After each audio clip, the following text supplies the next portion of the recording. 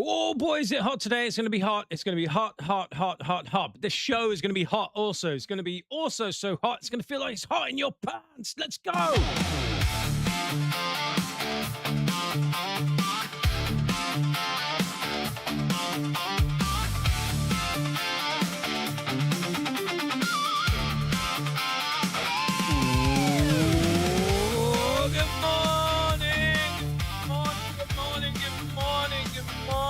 Champions. It's a scorcher today to strip down to your keks, and if it gets too hot for you, get in the chat. I don't know where I'm going with that. Good morning, how are we all doing? How are we all doing? We've actually got a game to talk about. We have a game to talk about this morning. Who would have thought? It feels like forever. Forever and ever and ever. We've got a game to talk about. I understand that not everyone's happy with the game that we're going to talk about, but we are going to talk about the game because that's what we're here for. We're not just here to talk about transfer bollocks every day, although we will do a bit of that. So, on the show, the game. Let's talk about Arsenal 1, Como 1. We won on penalties. Hooray! We've also got some transfer bollocks. We've got Champions Countdown, got some Arsenal news, and all sorts of lovely stuff. Now, if you want to get involved with us, please do head over to the socials and follow us on TikTok at Big Arse Brekkie, on X at Big Arse Brekkie, on Instagram at Big Arse Breakfast, and please do, if you're watching, Lizzo and Subscrizzle, please do like and subscribe. It really helps the show. Give us a big thumbs up, do subscribe, turn your notifications on, join us in the chat, like the OGs that are here this morning. The Babs OGs are here, and first out the gate was Robin, has beaten everyone to it. He says, good morning, Gunners. Hope everyone is doing well. Happy Friday Eve. Happy Friday Eve indeed, excuse me. And G-Dog is here. Good morning to G-Dog. He says, good morning. Robin mentioned something that is going to spoil something that I've got later, so I won't read that one out. And, of course, Neil is here. He says, good morning, Babs Champs crew. Good morning to you, Neil. How are we? Are we good? Are we cooking on gas? Good to see you guys. Thank you for joining us. Let's get on with the show. By the way, I'm Edwin Ash. This is the Big Arsenal Breakfast Show. We're a new show. We go live every day, Monday to Friday, 7 a.m. and weekends, 9 a.m. In case you didn't know. But let's get on with the show. So, starting with, I just want to put this up. There's a new computer in town. It's the Sky Computer. The Sky Sports Supercomputer predicts the 26-27 Premier League table with Arsenal retaining the Premier League title. Whee! Well, I say it's not the Opta Supercomputer, so I would discount it. Last season, the Opta Supercomputer was getting a lot of things right, so I'm going with that. But Sky predicted we're going to win the league. What I find really funny about this is that are you sure it's a supercomputer? Because it literally just looks like Joe Bloggs has guessed it. Got Arsenal first, City second, Liverpool third, Man United fourth, Chelsea fifth, Spurs sixth, Villa seventh, Bournemouth eighth. It goes down exactly how you think it would do if you couldn't be bothered to do your math, really. So I'm not sure if it's a supercomputer, to be honest with you. It looks like a load of trash. Anyway, let's talk about this, shall we? Let's talk about the game. It was Arsenal 1, Como 1. Yes, let's have a little look at the lineup. Aretha Balaga, Keppels in goal. Julien started at right back. Salmon started in defence. Gabriel Hincapié, Lewis Skelly, Eze, Nwaneri, Dauman, Jesus, Martinelli. There were a massive amount of subs, which I'll try and get through. But what I will do before I start that, I'll say good morning to Wildy. Good morning, sir. He says, morning, Gunners. I actually remembered to watch the game last night. Well, the second half at least. Yeah, I mean, I don't know about you guys. I can't lie. I'm not going to dress this up. I find this very, very difficult to watch these games. I'm not going to lie. Good morning to you, Woodpit, as well. He says, good morning. Hello. Thank you for joining us. I find it difficult to watch these because there's no intensity. The crowd are like, yeah, kind of cool. They're doing the sort of preseason crowd thing. There's nothing quite in it. There's loads of subs. I mean, I do try and watch it to see what's going on and who's going to break through. That's interesting. They are a bit flat, aren't they? They are a bit flat. So what I'll do, let's go through the big moments in the game. We're going to go through the big moments in the game, and then I'm going to turn it over to you guys because I really want to know what you guys think. I'll do a little bit about what I think, but let's start this bad boy with a little bit of music, shall we? Here we go. Right, let's see if we can make this a little bit more exciting. Right, this is how the game unpanned. Eze with an early free kick from the left-hand side of the box. It didn't quite dip enough just went over the bar. Is he our best free kick taker, by the way? I'd have to say he probably is, isn't he? We had some good early pressing, leads to a high turnover. Corner one, Eze was over it. It was an outstanding delivery. Gabriel meets it, and it actually hits Julien on the line. Should have been a goal, really. An offside. Oh, my God. An offside saves Jesus' blushes. It was a great pass from Nwaneri, who turned the ball over to Eze with a shot from distance. One-on-one with the keeper. What the fuck have I done there? Passes it to Jesus. It was nice work from Nwaneri. Yeah. And it went to Jesus, and he hit the post. Sorry, my notes are a fucking mess there. Jesus chips it into Nwaneri in the box. He brings it down. It's a cheeky back heel. Shot was blocked. A corner. Causes chaos, but no goal. Martinelli was then released a little bit later by Jesus down the left channel. He breaks into the box, tries to cross it back to Jesus, completely overhits it. Dowman was doing some good early stuff, getting into the box, but always he wants that extra touch. He gets into the inside, he just wants to cut inside, it gets blocked and he loses it. And then Como finally have a shot. Butterina tries a little low curler. It's the first proper save from Kepa, maybe in months. But Como fluffed the corner routine after that, and it comes to nothing. Then there's a hydration break. Boo! And then 1-0, finally.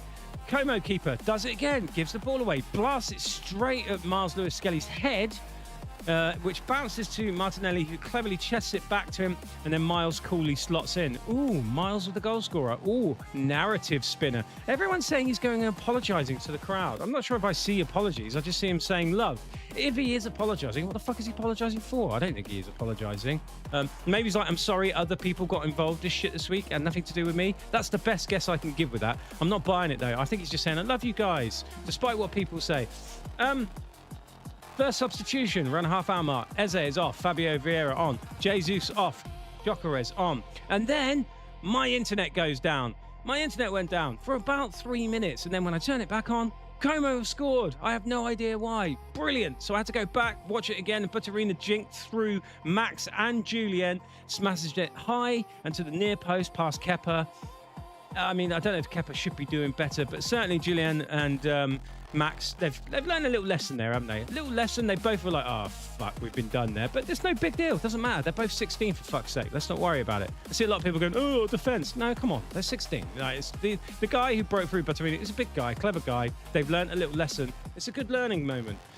Marli Salmon collecting the ball, twisting attackers all over the place in his own half to break free and get the ball away from danger. Lovely stuff. More on him in a minute. Neat work from Hincapié to Ødegaard. Inside pass and a lovely slip ball to Vieira from Ødegaard. He's doing loads of those. He's back on form.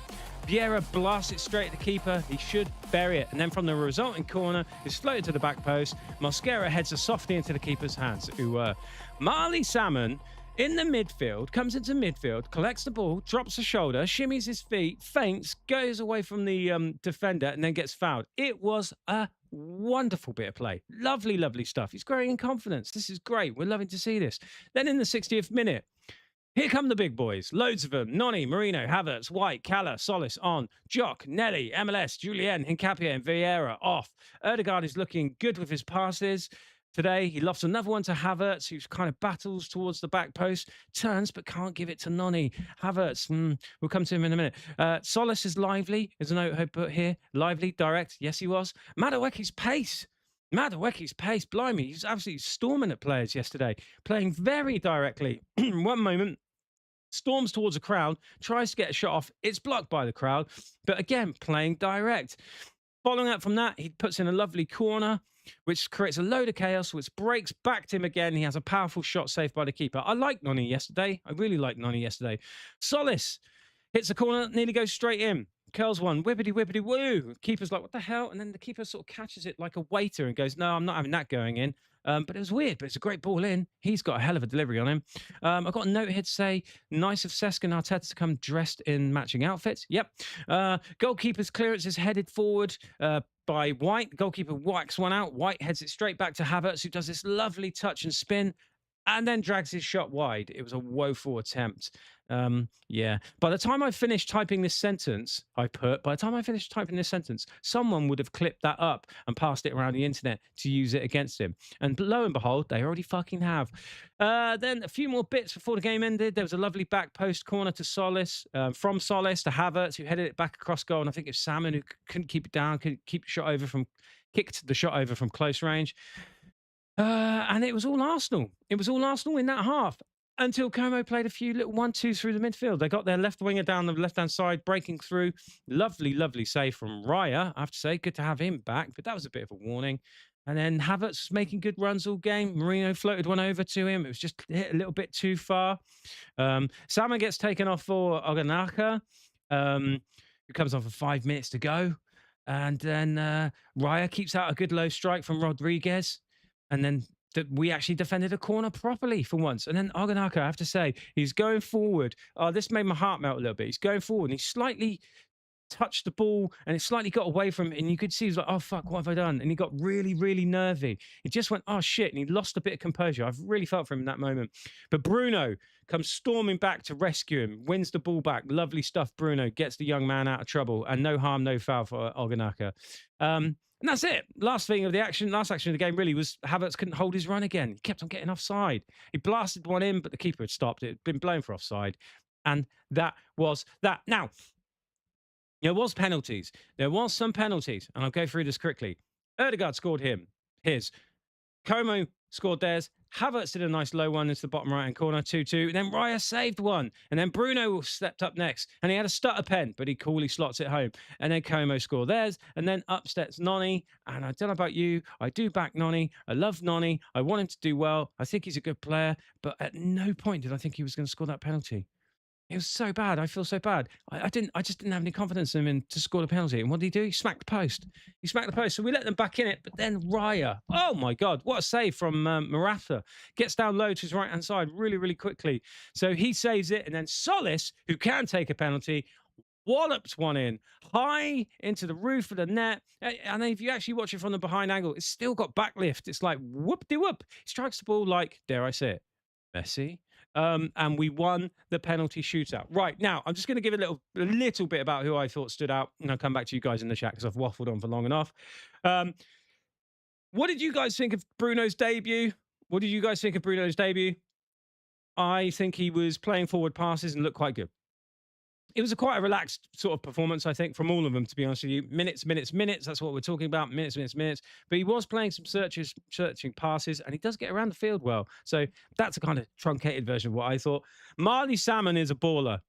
Marli Salmon is a hell of a baller. I see a lot of people talking about he should start playing now. No, he's 16. He's not developed enough. There's no way you could put a 16-year-old in defense in the Premier League. No way. But he's got to be around the squad. He's got to learn his trade. He's growing in confidence. He is so good on the ball. He is smart as hell. I'm very excited about him, but he has to grow. This is not a Max Dowman situation. He's not the sort of player that can be involved in the game at that age with that kind of intensity, because let's face it, when you think of who our centre-backs are, Saliba, huge. Gabriel, huge. You can't put Marli Salmon in there. Let's not be silly about this. But let's keep him around the squad. Let's not loan him. Then that won't help his development at all, getting kicked to shit around the lower leagues or whatever. Keep him around the squad. Couple of years, phase him in. He is quality. Julien looked tidy on the ball. He had some nice interchanges with Dowman on the right. It was very impressive him. Yes, him and Dowman got done for the goal, but yeah, they'll learn from that. But Julien, one to watch. Eze was looking pretty tasty on the ball. Welcome back, Eze. I thought he looked really good. He's finding some passes, getting some crosses in, having some shots. Good to see him back. Solis, can't say enough about the guy. He looks really good. We look like we got ourselves a bargain there. He's direct. He's thoughtful. He's clever. He takes great corners. He's just attack-minded. We need more of that. More of that, please. And that's kind of it. Look, if you're worried about the results, I see a lot of people going, well, oh, what a shit preseason. Who cares? Who gives a flying buggery? Don't be worried about these preseason games. I don't know. If you are worried about these preseason games, don't be worried about these preseason games. Because quite frankly, we're just getting minutes into players. Look at the teams that's playing. Look at the amount of academy kids that have come on. Look at the amount of academy kids that have come on. Loads of them getting minutes, getting a chance. Loads of things being tried. Experiments all over the place. Let's have a look at the team on Sunday versus City. That will tell you where we need to be going. Let's not panic about this at all. If anyone is panicked, minutes, experiments, and to be honest with you, I'm more worried that Cesc and Arteta turned up wearing the same outfit. Right. Sorry, guys. That was a lot. I know that was a lot. Let us come to you guys in the chat. Here we go. Wow. A lot of opinions. Here we go. Right. Yeah, Neil says MLS silencing the noise around him with the heart. Yes, yes, yes. Woodpit says the NFL preseason is similar. Fair enough. He says it's boring. I agree. Yeah, watching preseason is a bit boring. G-Dog says Salmon is solid. Waneri, good with little tricks and turns. Yeah, I forgot to mention Waneri. He was quite good, actually. I don't know if it's been enough preseason. We'll come to that in the transfer bollocks. Martinelli was good too. Yeah, he gets about it a bit. Still sick of seeing Jesus playing. He can't even hit the target or stay on side. Yeah, now Jesus is a mind fuck because he's very busy. He makes a lot of runs. He's very, very active. But the reasons that you just mentioned, G-Dog, I'm inclined to agree. He's got a lot of movement. I wish that Jock had the same movement Jesus did. And then he would probably be a bit more involved in the games, I think. But I'm not saying that Jesus is better. There's just an element of Jesus that I wish that Jock had. Yeah, Robin says Julian did all right, was unlucky about the goal. Salmon was silky smooth. Yeah, Woodpit's giving credit for the goal from Batterina. Yeah, Neil says I got my Marino and Bruno wish. You certainly did. How did you think they played? Wildy said they all look good whilst also being a bit lax at times. This was a training game though, and I expect much more from them at the weekend. Exactly. I think you would be hard pushed to see a team there that isn't going, let's just knock it around, boys. Let's get some minutes in. Let's get fresh. Let's refamiliarize ourselves with the football. Pass it around. Look, they're not busted a gut. There was a time when there was a bit in that section, that moment when Como broke forward at pace and played a few balls around the midfield. They showed a replay of it, and Marino's kind of just jogging back. And I think, yeah, he wouldn't do that. He wouldn't do that in a Premier League game. He wouldn't do that in a Community Shield game. They're just trying to go, let's just ease ourselves back in, guys. I'm not too worried about that at all. Big George, come on to you, Big George. Thanks for joining us. Must be early there. He says, does anyone really feel like we're ready for the season's first games? Well, that's a big question. That is a big question. I think we got enough. Ready? I don't know. But as I just said, you don't know how hard they're really... I don't think they're trying hard in these preseason friendlies. I think they're just trying to get a bit of minutes, get a bit of cardiovascular work going. Brush off the cobwebs. But we've got a hell of a team back. When you think who's back, I mean, even if you look at what's on the screen now, when you put Raya in goal, you bring back White into the fold. You can... I know there's some doubts over Mosquera in the defence, but I'm happy with Mosquera and Gabriel playing in defence. Calafiori's there, Hincapie's there. Hincapie's had a really good preseason, I think. Personally, Hincapie's been good. And then look at the plethora of options we've got. We've got a Bruno, we've got a Marino, maybe, for the weekend. Saka and Rice are already back in training. I think we'll have a pretty, touch wood, with the exception of Saliba and Timber, which is a concern. We'll have a pretty good squad going into Coventry and a pretty good squad going into Aston Villa. So it's just whether they can start clicking. I think they'll put it all in. I'm not too worried. Robin says, George, I think we're still a few weeks away. Yeah, maybe. But we've got a lot of talent. My only concern is just that left side is still a bit, isn't it? Right. Thank you guys for getting involved. Let's see what Mikhail said after the game. I've stolen this from Tom Canton, Football London. You can go over and read the lot. On the result, he said it was a very good test. It was a bit tricky today as we play final on Sunday to play the players and not expose them too much. There we go. Even Mikhail says it. Not expose them too much. They perform at a really high level. The scoreline should have been different. It should have been. We should have battered them, really. And that is where we have to improve. Yes, we bloody do. And Lewis Skelly said, emotional. It's good to score a goal. It's a very emotional player. I remember when he did the action on the pitch. Interest in our player is a good sign. On Bruno Guimarães, he says, will he start? He was asked, will he start? He says, let's see. He only had 3 training sessions, but he looked good. He was pushing to play minutes and play in front of our fans. You sense a strong connection immediately. Oh, yes, you do. We're loving this now. We love this villain turned hero. Isak Khan mentioned Cesc Fàbregas after the game and spoken about Salmon and Dauman. Cesc Fàbregas has said, Hale End does an amazing job. I had a chance to say to them, well done and keep going. If they, Arsenal, want to give us some players, ... I would happily loan players to Cesc Fàbregas' Como. Happily. If players need development, that's the connection, right? Is there anyone in a disagreement with that, with the way that Cesc plays ball? I think that's a great idea. Well done, Cesc. Poach a couple of our players, take them to Italy, tear it up, bring them back. Monies or quality? Yes, yes, yes, yes, yes, yes. And Hand of Arsenal. Hand of Arsenal also was quoting what Arteta said after the game, specifically on transfers. He says, there is more we want to do. Arteta said, there is more we want to do. We need to bring some more skill and quality to the squad. We are actively trying to do it. We can't promise we will do it, as it does not only depend on us. There are very few players who improve our margins. And I think we've been talking about this on the show. Let's talk some transfer bollocks, but I think we've all been in agreement. We're scratching our heads to see who's improving us, aren't we? We're scratching our heads. Let's have a little look at the transfer bollocks. Transfer bollocks.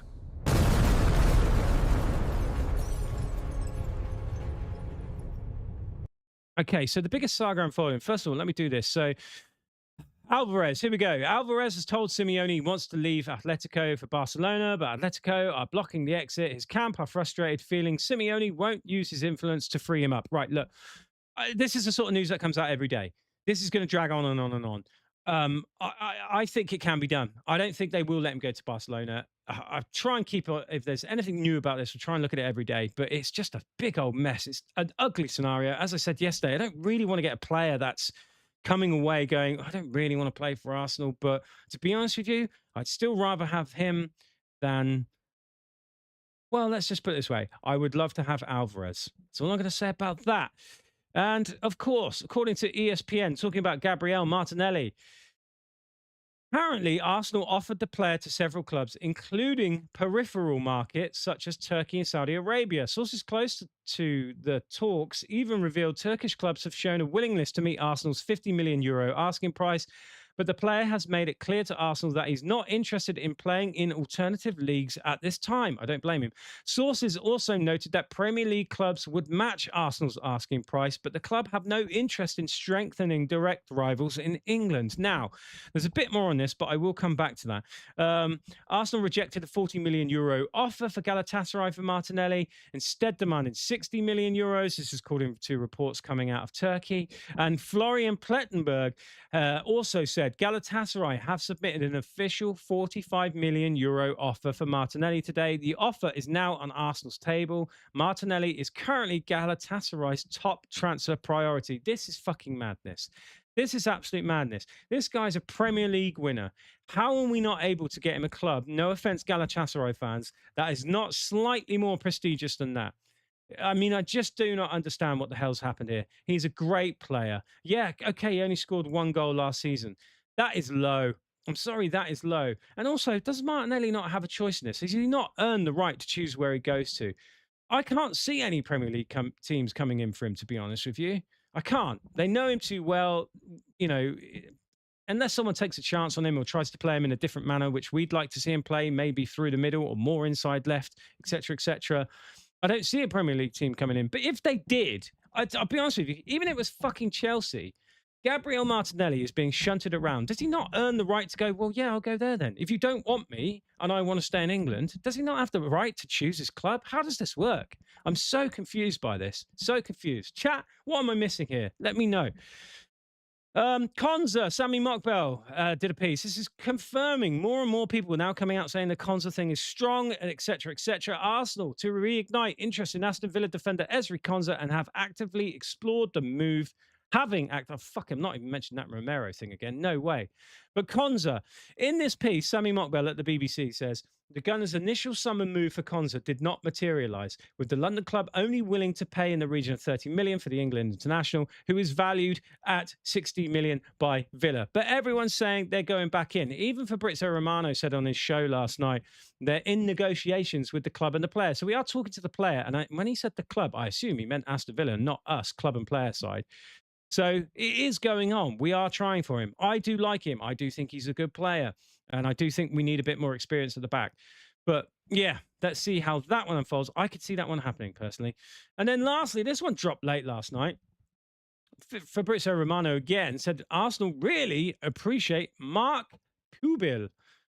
He's definitely on Arsenal's list. There has been some contact between Arsenal and Atletico Madrid. Atleti do not want to sell at the moment. This is a 23-year-old Spanish defender, right-footed, plays for Atletico. I can't pretend I've seen him. I don't know a lot about him, but if he plays for Atletico Madrid, he knows how to defend. Sounds good to me. If it's a cheaper option than Konza and he's 23 years old, if they believe in him, go and get him. Why not? Why not? Probably be cheaper than Konza, wouldn't it? Not Premier League proven, but you can develop him. Maybe he slots in, etc., etc. Let's come to you guys in the chat. Yeah, Robin says Gyökeres doesn't scare any defenders. That's what I'm concerned about. Our strikers are a bit blunt. Yep, that was the title of the show. What did I call this show? Bear up top, but comb over avoided. I thought that was pretty smart. I should write for the Sun. I shouldn't.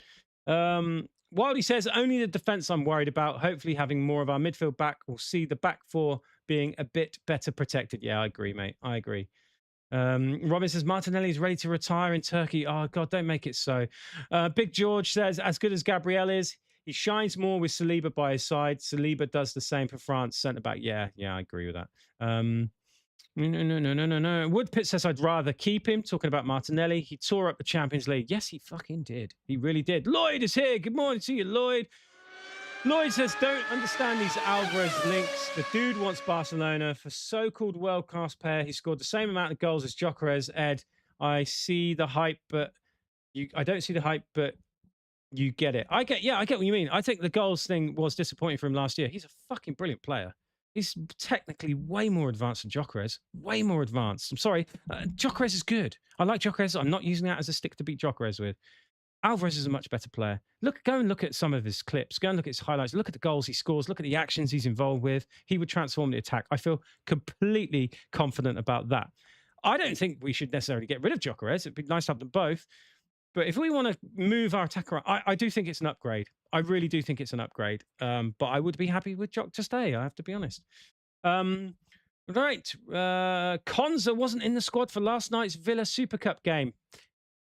He was away with England, though. He was away with England. Declan Rice and Saka weren't with us either, were they?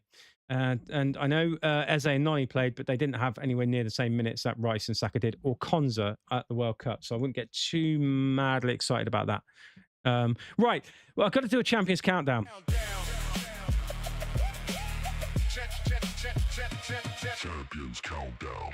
Guys, I owe you an apology. I completely fucked this up, right? And I'll tell you why.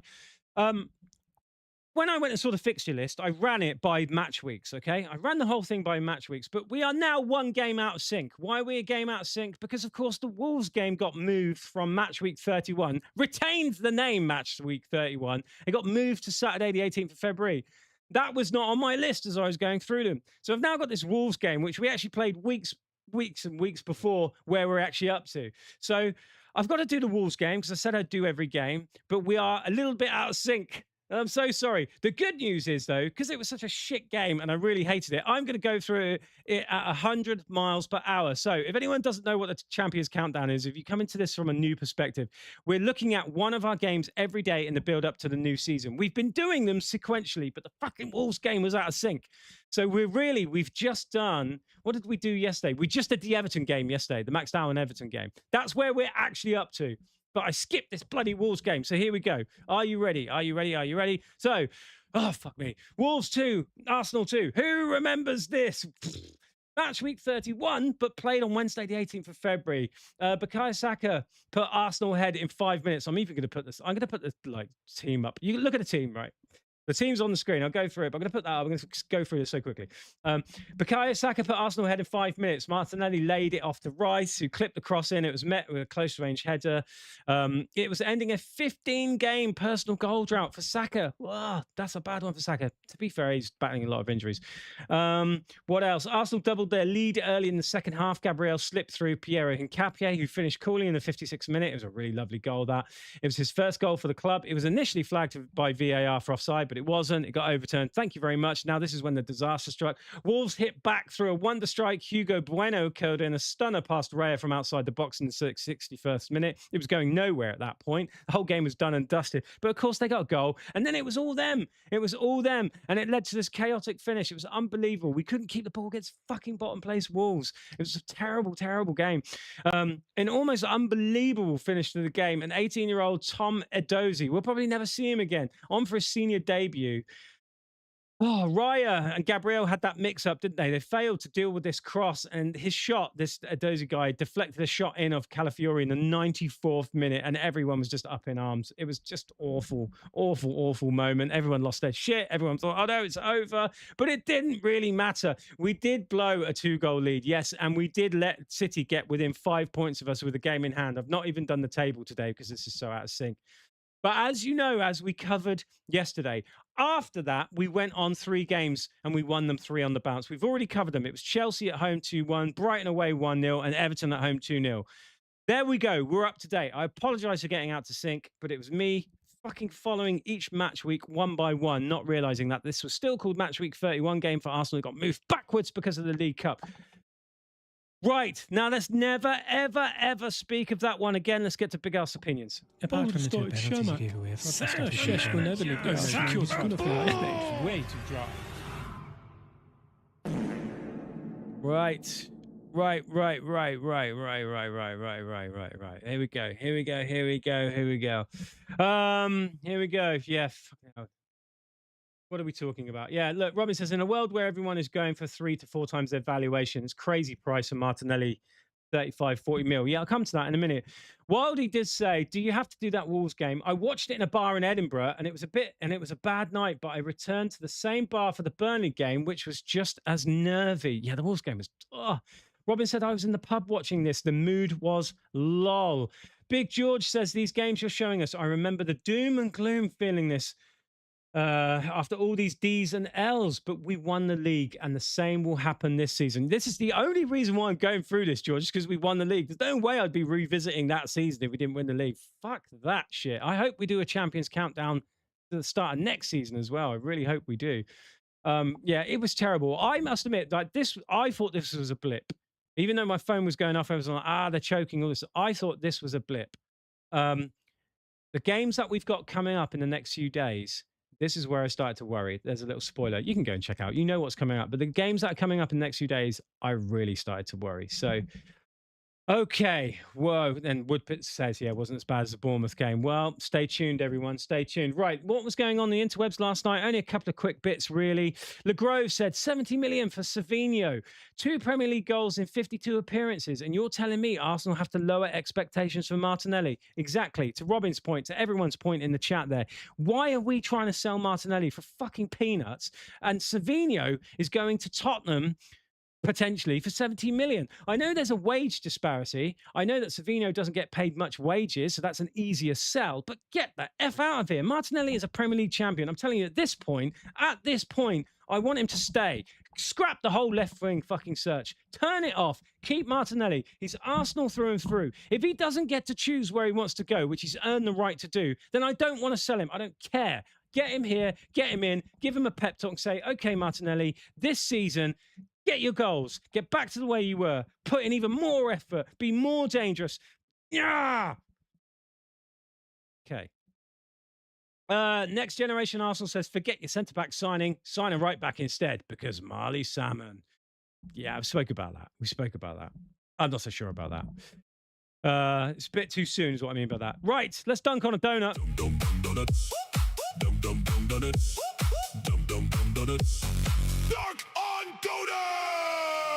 Yeah, let's dunk on a donut. I'm a little bit reticent to put rival fans in. It's normally media people. I don't like putting rival fans in. I don't want to dunk on rival fans. But there is one Chelsea account that spends his whole life dogging Arsenal fans. His whole thing is just Arsenal. And people do engage with it. I've stolen this, so I don't have to engage with it on Twitter. But this guy deserves a dunk because he was like, this is at CFC Mods. Said, Arsenal fans, your Honda is safe, when he's talking about Miles Lewis-Skelly putting out news that he's staying. He's like, your Honda. But this guy, Denz, at Denzil, Safo1, posted, is this you? And this guy, Mods, only 24 hours before said, they're disrespecting you, King. Time for revenge. Trying to convince Miles Lewis-Skelly to go to Chelsea. So what do we say about that? Complete hypocrite. Welcome to the 180 crew. 180 crew. 180 crew. Come on, join the 180 crew. Yes, CFC mods, welcome to the 180 crew, you complete hypocrites. Right, let's do some instant karma. Instant karma take of the day. Oh, I need to calm down. It's a hot one. If you can hear some background noise, by the way, it's because I've got all the windows open in the studio. Everything is popping off. I've got traffic outside, I've got birds, I've got bins clanging, all sorts. If you hear that, I apologize, but there's no way I can sweat my titties off before I go to work. I'm already, right, what was the instant karma take of the day? Oh, the Arsenal life, a proper one. I love this. At the Arsenal life said, pre-season in the books, 1 win, 1 draw, 2 losses. Not pretty on paper, but that was never the point. Solis looks good. Looks like a proper signing already. Guimarães is in the building. Young guys stepped up and looked sharp. Defensive rust is there without Saliba Timber, which was expected, and fixable. Pre-season after a World Cup with a lot of the guys missing isn't ideal. Fitness and cohesion matter more than score lines right now. Community Shield is next and will be interesting. Title defense starts properly soon. Come on, you Gunners. Really succinct. I love what that guy says. I champion that. A very good, proper instant karma take of the day. Right, let's turn it over to you guys for the last bits and bobs before I run out of it. Oh my God, I'm 6 minutes over. All right, here we go. So we've done the Wolves game. Thank you very much. Robin says Savinho is so bad. I still think there's a player in there, but 70 million, come on. He said, oh yeah, hope people caught the eclipse last night before our game. I caught it, yeah. I like that stuff. I'm quite interested in space. I'm a bit of a nerdy. But I remember the 1999 total eclipse, and even that was a bit underwhelming. I know, I'm sorry. It's like, yeah, okay, that's quite cool. Anyway, contract situation, says Woodpit. Also, his contract situation, players tend to play better when contract runs down. Who are we talking about? Martinelli? Yeah, I don't know. Anyway, okay.